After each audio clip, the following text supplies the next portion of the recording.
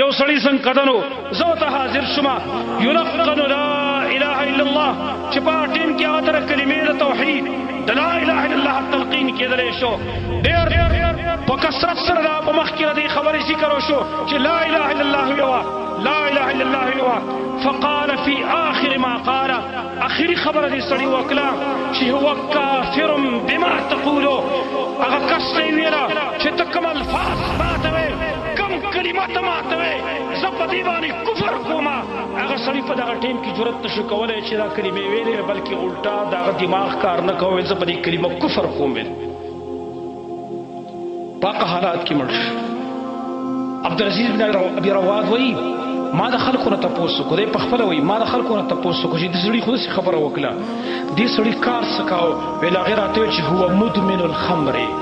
د شراب څکله همیشه دپاره د شرابي سړی دی په ګناه باندې همیشګري کول دا سړی د کلمې د توحید نه منع کوي په دې ژبه باندې کلمه د توحید بیا چې کوم دی هغه نه جاري کېږي دارنګې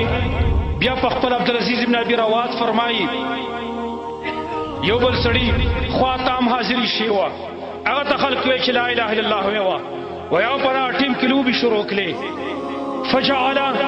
یهذي بالغناء هغه ټیم کې هغه لوبې شروع کړې حتی قبضت روحه تر دې چې په دغه ټیم کې د هغه نه روح قبضه کړلی شو اخیستلی شو د زنګ کدن په ټیم کې هغه لوبې ویلې هغه ګانې ویلې زما وروڼو کم حالات چې انسان په خپل ژوند کې هغه تیری په ځان باندې په مرګ په وخت کې مرګ حالات په باندې راځي دا دلته یې ګورئ د مرګ دا سختې ډېرې زیاتې یې ګورئ د مرګ سخت ډېره زیاته ده د انسان د دماغونه په دغه ټیم کې دا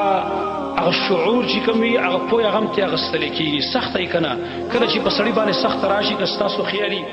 بعضې خلک د هغې وایي دا تبه سر ته وختله